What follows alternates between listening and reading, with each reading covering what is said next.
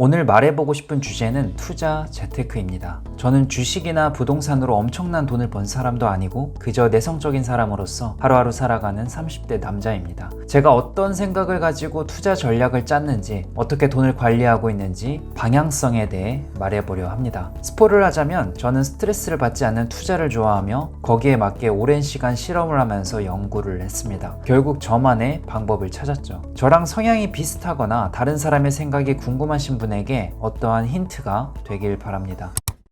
26살 무렵 저는 물리치료사로 일을 시작했습니다. 어느 정도 새로운 일에 적응하니까 다음과 같은 고민이 들더라고요. 이 작은 월급을 어떻게 하면 불릴 수 있을까? 우리가 뭘 사려고 하면 그것만 눈에 보이잖아요. 마치 스쿠터에 관심 있는 사람은 이전에는 보이지 않던 스쿠터들이 계속 눈에 밟히는 것처럼요. 마찬가지로 재테크에 관심이 생기니까 주위 사람들 모두 주식이나 부동산을 하고 있는 게 보이더라고요. 뭔가 나도 해야 할 것 같고, 안 하면 나만 손해보는 것 같고, 누가 주식으로 얼마를 벌었다더라, 부동산으로 얼마를 벌었대, 이런 말이 들리면서 저도 관심이 가기 시작했죠. 2017년 어느 날 친구를 통해 비트코인을 알게 됩니다. 망할 놈. 아직도 그날을 생생하게 기억해요. 아는 형이 비트코인으로 몇 억을 벌었고 아파트를 샀대. 이 말을 듣고 점심시간에 조금 찾아봤는데 가상화폐? 게임머니인가? 이게 뭐야? 뭔가 사기 느낌이 나서 보고 말았습니다. 그러다 친구들이랑 1박으로 놀러 갔는데 기분이 좋아서 그랬나? 친구들이랑 같이 10만원만 비트코인을 샀습니다. 몇 시간이 지났나? 수익률 30%. 그날 밤 저는 샤워를 하면서 이거 직장을 그만둬도 되겠는데 라는 행복한 상상을 했습니다. 근데 10만원 넣어서 수익률 30% 해봤자 수익금 3만원. 저는 당연히 더 많은 돈을 넣었죠. 그렇게 바닥을 구경하게 됩니다. 하지만 이미 눈이 돌아갔고 판단력이 흐려져 있는 상태였기에 확신을 가지고 누나를 설득해 돈을 빌려 넣었습니다.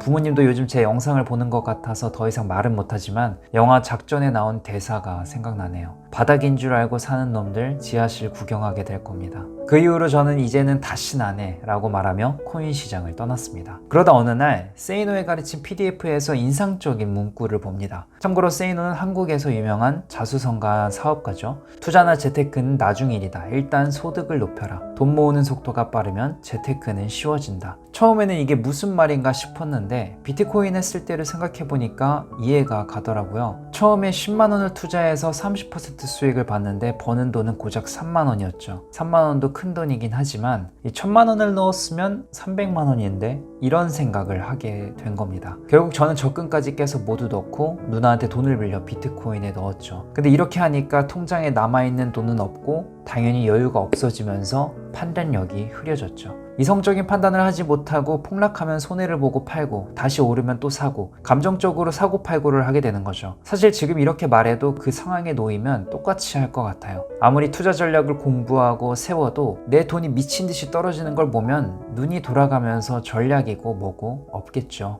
나라는 인간은 똑같은 실수를 반복하겠구나. 제 단점을 인정한 이후 저는 우선순위에 변화를 주기로 합니다. 일단 재테크는 버리고 소득을 높이자. 그럼 내가 가장 먼저 할 수 있는 일은 뭘까? 근로소득을 높이는 거였죠. 제 몸값을 올리는 겁니다. 이전 영상에서 말씀드린 것처럼 저만의 신념이 정해지니까 내가 뭘 해야 할지, 뭐가 부족한지가 명확했어요. 물리치료사 선배들 중에 잘 버는 사람들은 어느 병원에서 일하는지, 어떤 공부를 했는지, 어떤 일을 하고 있는지에 집중했습니다. 연봉을 올릴 수 있는 병원을 찾았고 그 병원에서 일하는 실장님에게 메일을 보냈어요. 배우며 일하고 싶다고 말이죠. 실장님은 월급이 줄어들 텐데 괜찮냐? 언제 자리가 생길지 모른다. 저는 괜찮다고 말하고 일단 갔습니다. 그렇게 저는 병원에서 11개월 동안 퇴근 후 막차 시간까지 병원에 남아 공부를 했죠. 실제로 공부를 한 것도 있고 실장님 눈에 보이기 위한 것도 있었죠. 아마 동료들 중 몇몇은 에휴 저렇게까지 해야 하나 좋지 않은 시선으로 봤을 겁니다. 아무튼 11개월 후 좋은 자리가 생겼을 때 실장님은 저에게 먼저 제안을 해주셨습니다. 그렇게 저는 이직을 했죠. 근데 거기 가면 잘 벌 줄 알았는데 제가 치료한 환자분들이 다시는 안 오는 겁니다. 저는 좌절했죠. 11개월 동안 열심히 공부하고 학회도 다니면서 배웠는데 그러다 어느 날 제게 부족한 걸 발견했습니다. 환자와의 관계 형성이 안 되는 거였죠. 그래서 저는 인간관계와 대화, 설득 관련하여 공부를 시작했어요. 원인을 찾은 저는 3개월 만에 병원 내 매출 1등을 만들었죠. 근데 여기서 이제 근로소득에 있어 상승의 한계가 보였어요. 아무리 노력해도 더 이상 소득이 오를 수 없을 것 같았죠. 그때부터 부동산 경매를 공부했습니다. 경매로 주택을 샀고 월세를 받아 소득을 높인 거죠. 그렇게 경매 투자로 월 100만 원 소득이 늘었어요.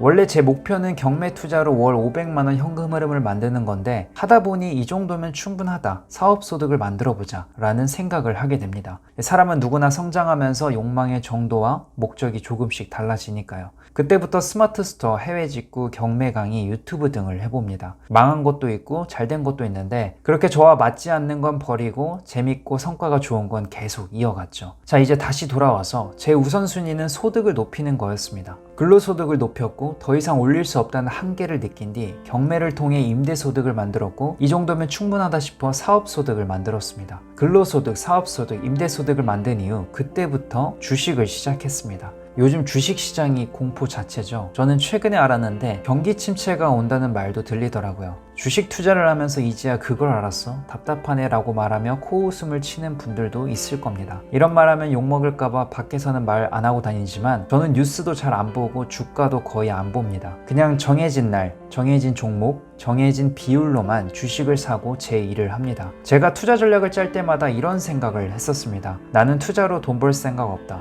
내 일에 영향을 주면 안 된다. 제가 스트레스를 받지 않는 이유는 단순합니다. 하락이 끝났다고 생각하며 물타기를 하지 않아요. 밑바닥에서 들어가면 아주 좋겠죠. 많은 돈을 벌 겁니다. 근데 저는 예측할 능력이 없어요. 물론 공부도 안 해서 차트 볼 줄도 모르고요. 사실 차트 공부를 해보려고 책도 샀었는데 재미없어서 친구 줬습니다. 비트코인 할 때 바닥인 줄 알고 들어가다 보니 더 이상 늘 돈이 없더라고요. 물론 가상화폐랑 주식은 다르지만 아무튼 그래서 누나한테 빌리면서까지 넣었는데 또 내려갔죠. 본전 찾으면 접는다. 이제 다시는 비트코인 안 한다. 어플 삭제하고 안 본다. 이러다가 갑자기 돈이 필요해서 손해보고 팔았었죠. 제가 만약 현재 방식대로 주식 투자를 안 했다면 분명 그때와 같은 일이 이번에 생겼을 겁니다. 내성적인 성향을 가진 저만의 투자 방법이 필요했고 저는 여러 실험 끝에 그 방법을 찾은 거죠. 우선 제 몸값을 올리는 게 먼저입니다. 이건 평생 가져갈 고정값이고 주식은 수입 중 일부를 정해진 날에 삽니다. 어떤 종목을 모을지만 초반엔 조금 공부하고 정해둔 다음 그 어떤 것도 안 봐요. 이게 종이 쪼가리가 되어 다 잃을지라도 저는 상관이 없습니다. 왜냐하면 제가 일해서 버는 소득이 크니까요. 주식은 단지 저에게 있어 게임입니다. 나의 재산 일부를 키우는 게임. 투자 방법은 다양하죠. 월급을 받아 일부만 정해진 날에 넣거나 밑바닥을 예측해서 많이 넣거나 아니면 저처럼 몸값을 올리는 데 집중하고 수익 중 일부를 나눠서 주식을 사는 겁니다. 단 제 투자 방법은 주식으로 큰 돈을 벌 생각이 없어야 가능하겠죠. 저는 다음 문구로 인해 기존에 가지고 있던 관점이 달라졌습니다. 투자나 재테크는 나중 일이다. 일단 소득을 높여라. 돈 모으는 속도가 빠르면 재테크는 쉬워진다. 소득이 적은 사람은 상대적으로 투자금이 적을 수밖에 없죠. 아무리 수익률이 10%라 해도 100만 원을 넣으면 10만 원입니다. 그러니 가지고 있는 모든 돈을 긁어 모아 놓게 되죠. 하지만 만약 소득이 월 1000이면 한 달 소득 중 20%만 주식에 넣어도 200만 원입니다. 따라서 소득이 큰 사람은 높은 수익률을 보지 않고 무리해서 넣지 않아도 되기 때문에 폭락이 와도 오랜 기간 버티며 오히려 대부분의 사람들이 손해를 보고 팔 때 돈을 꾸준히 넣게 되면서 재산이 더 늘어난다고 생각해요. 부동산 투자도 저는 비슷하게 합니다. 아마 대부분의 투자자들은 정부의 정책에 따라 영향을 많이 받을 겁니다. 결국 이게 주요 관심사가 되겠죠. 주식이나 부동산 투자나 손해를 보지 않기 위해서는 정부가 발표하는 법안, 결정권을 가진 사람이 뭐라고 하나 어떤 특별한 이슈가 없나 알고 있어야 합니다. 근데 이게 전문 투자자도 아닌 직장인이 전부 알기가 쉽지 않죠. 그리고 알아본다고 알 수 있는 것도 아니고 정부 정책은 예상치 못하게 바뀌는데 이러한 이슈 영향을 쉽게 받기 때문에 예상을 하더라도 항상 변수가 생기기 마련입니다. 제 변명일 수도 있지만 그래서 저는 애초에 어떤 투자든 정보 수집에 들어가는 제 에너지를 최소화하는 방향을 그립니다. 나무에서 떨어지는 사과를 보고 만유인력의 법칙을 깨달았다고 알려진 아이작 뉴턴이 주식으로 재산을 날리기 전에 남긴 말이 있습니다. 내가 천체의 움직임은 계산할 수 있어도 인간의 광기는 도저히 계산할 수 없다.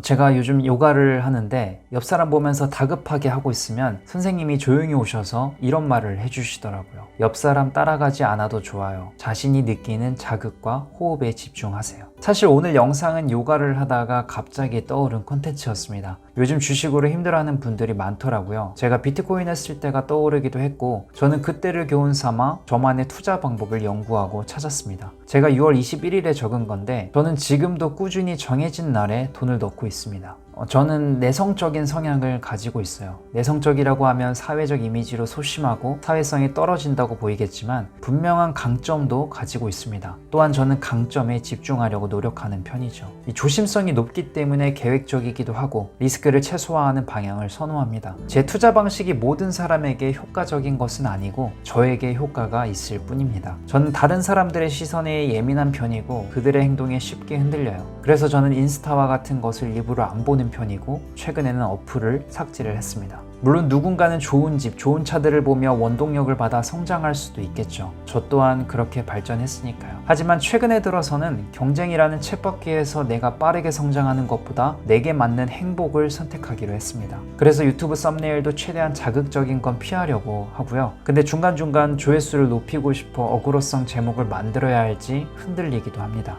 저도 사람인지라 제가 28살에 경매로 빌라를 사서 월세를 받는다 했을 때 대부분의 사람들이 반대하고 조언을 해줬습니다. 그때마다 저는 그들을 설득할 자신이 없었어요. 따지고 보면 그들의 말이 이론적으로 맞았거든요. 근데 저는 제 성향과 목적에 맞는 의사결정을 했을 뿐입니다. 제 신념대로 사는 게 맞는 것 같은 하루입니다. 오늘도 긴 영상 봐주셔서 감사합니다.